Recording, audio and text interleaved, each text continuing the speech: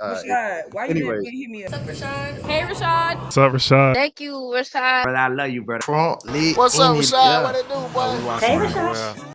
Black people need to stop getting rage baited. People, hear me and hear me now. Please stop getting rage baited online. They want to traumatize and monetize. It is extremely profitable to keep you traumatized. It is extremely profitable because you will react to just about anything anytime someone has anything to say about you, even when they know it's not true and even when you know it's not true. When they say the Texas floods is a DEI fault from 30 years ago, you got it. I'm sure you got it all figured out. Stop letting these people build careers off of your hardships and what you go through. Without you, these people don't have a voice. The outrage is the only reason people tune in, because other people see people outraged. They want to go, what's the fuss about? Now that person becomes a trending topic off of your traumatization, off of your mistreatment, and now their false word is getting spread to more ears. And newsflash, you're not going to change most minds. Once someone has come up with a concept or perception of how they want to see you, that's just what they are. So you got it. You got it. All right. I'm not going to try to convince you you're wrong. You got it. And watch these people fizzle away. I'm tired of seeing them, but it's only because you react to them. The most talentless people are getting fame because you're giving them attention. And the only way they get attention is by attacking the years of trauma and suffering you've been through because they have no character. Message over.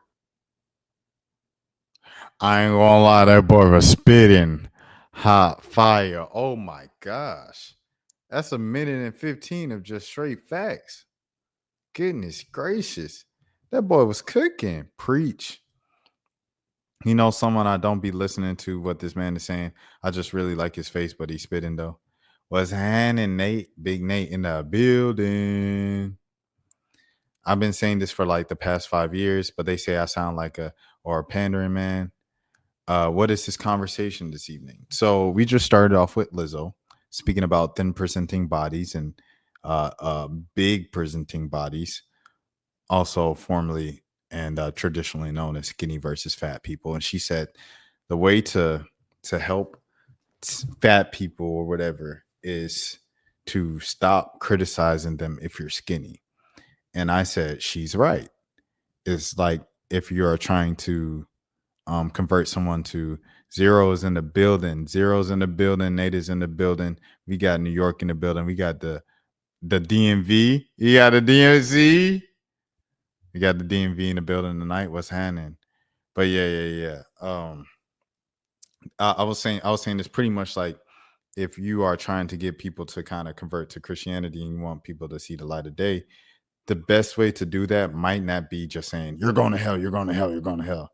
It's just like with fat people. Like if you're a skinny person trying to get a fat person to get in shape and live a healthier lifestyle, then the best way probably isn't saying fat bad, you fat, you lazy, fat bad. So that was the first thing. The second thing is this man, this young Person man right becomes here, a trending. just speaking about black people stop getting rage baited. It was hard. He's pretty much just saying like 1 minute and 15 seconds of fire. It'll be on a replay if you guys want to see it yourselves. And he was pretty much saying with this, like people are becoming famous, they're talentless, and they're becoming famous because black people keep reacting to people on the other side or whatever saying things about black people, knowing that it's going to get them upset and everything. But they're upset. There's going to be like, what's this fuss about? And that's going to get them more attention, and that's how they get famous. And plus, you can't go back and forth with people because once they present to you a comment, they've already made up in their mind what they're thinking and stuff like that. So that's what he's saying. I'm saying I agree with it. I'm reading the comments now of that video, and that's where we are now. He described Charlie Kirk. Racism is a commitment to ignorance. Let them be ignorant. Here's the problem with dismissing so-called rage bait. So since as far back as pseudoscience, race theories, those that control the narratives have detrimentally harmed melanated individuals. Imagery free from context. SM has changed that, and some discourse must be had. For real, I say that my piece and dip, I'll never respond more than twice. Someone said message. Exactly. Let's flow like water. Our records speak for themselves. Maintain the historical record. What you mean mostly black people behind with no profile pics? All right, bro. And we know what you are, buddy, Blue Renji. And with 4 followers. And we know what you are on your burner page. Bingo, ding, ding, ding. All right, bet. So with that being said, I'm about to get into the next thing, man. Shout out to Lewis on spitting that hot fire, knowing what he's saying. Zero said racism is a tool of oppression. It doesn't mean it doesn't exist. but it doesn't affect the majority.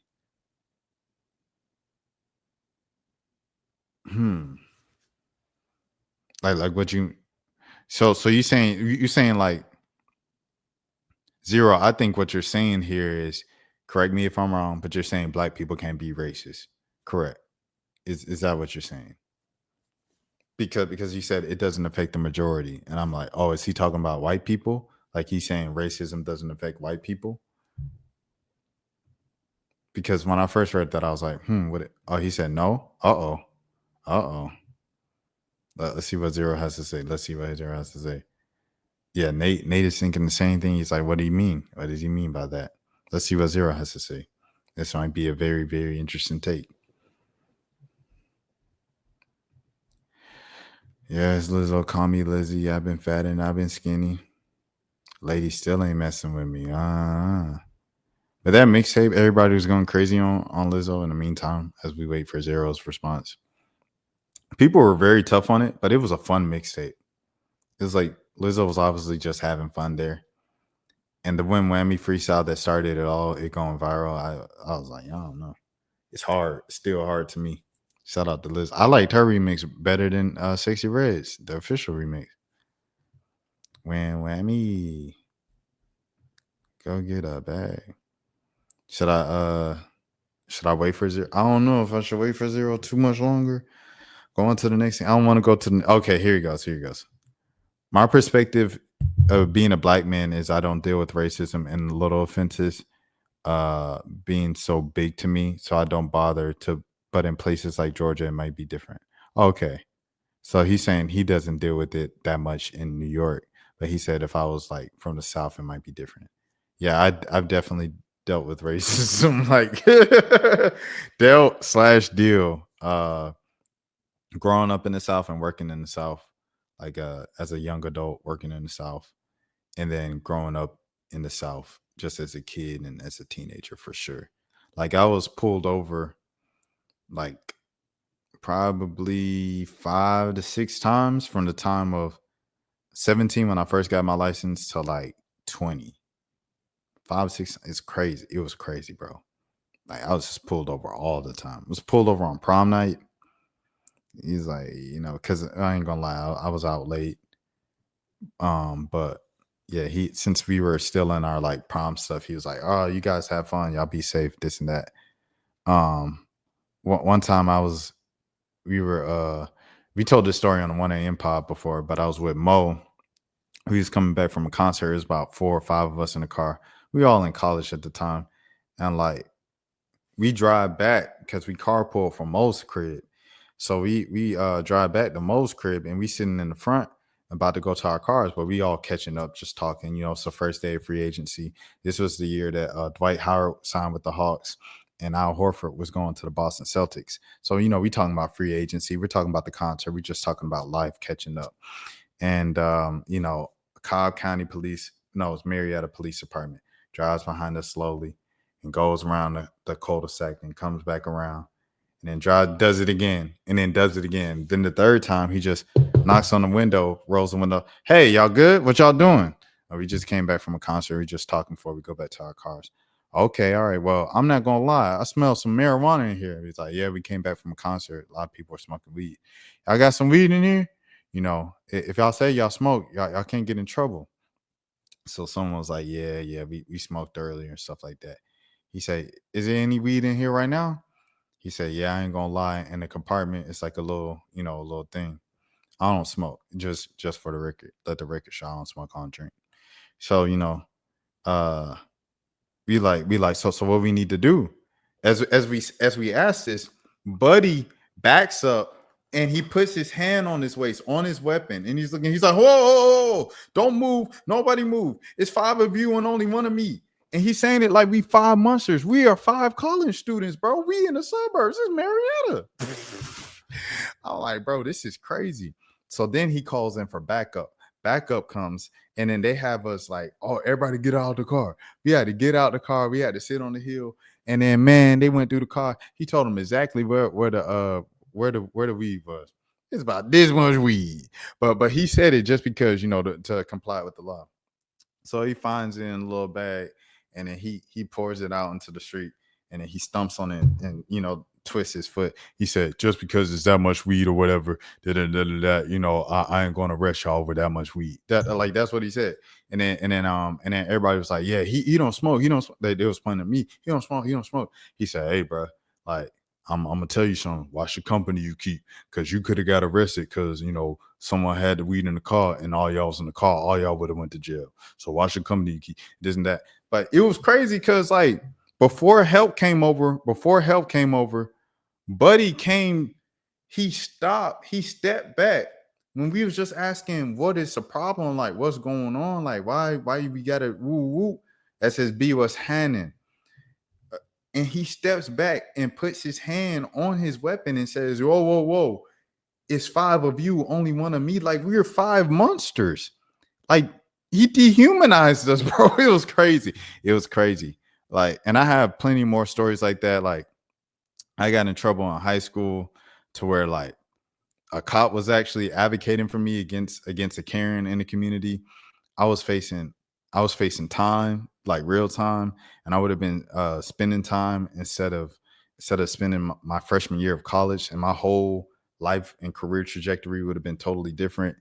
Like over just white black in the community, bro. Like I'm from Cobb County, where they say Cobb, COBB, come on black boy. Like that's where I'm from. That's the reputation of the police and everything like that. That's just how it is. And like I said, like Marietta Square, where we performed growing up in grade school, where I perform in the chorus in elementary and middle school, and then perform with the band in middle school, high school, and stuff like that. On the stage, it's they call it the historic Marietta Square, and it's the same way as it was in the 1800s. And like we would perform on the stage, I figured out like at the end of high school that same stage is where they sold slaves. They auctioned off slaves on that very stage, and they haven't redesigned it or nothing. And they just call it the historic Marietta Square. And it's like down the street from my high school, and right, down the street from the Marietta Square is houses that still look like plantation houses. And folks say that on the Marietta Square, they've been on the square sometimes where the KKK is out there handing out pamphlets about the KKK. Like it's like Girl Scouts or something, like the Boy Scouts. Want more information about the Boy Scouts? Here's a pamphlet, the KKK right there. And they do the same thing up in Stone Mountain, which we talked about a couple videos ago and stuff like that. So racism is like, I've been called the N-word. Yeah, it's serious in the South, boy. I ain't gonna lie to you. But I face it most in Georgia, in Metro Atlanta. You know what I'm saying? The Black Mecca, everything like that. Like I face most racism down there. Then I did in Alabama, then I did in Mississippi, and then I have in Louisiana. I face the most in Atlanta. All right, let me see. We have to stop giving things attention that don't need it.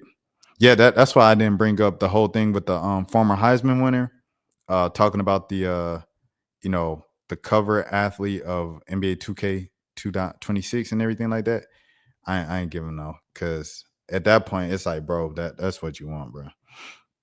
So in that regard, racism is used to divide us while ignoring the actual issues. And he said, "Thing that sucks. Love these convos." Let's see what else he say. Hold on. Let me see.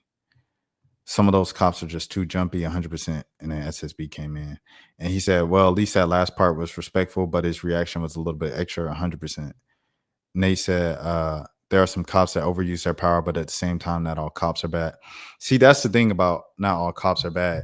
It's like, I don't think all cops are bad people, but I think the system is like, it's almost like it's how people will look at the media, right? Like people in the media are not bad people, but it's like the way that, kind of media was trained. And all right, we're trained to take like the police report as law with initial reporting and stuff like that.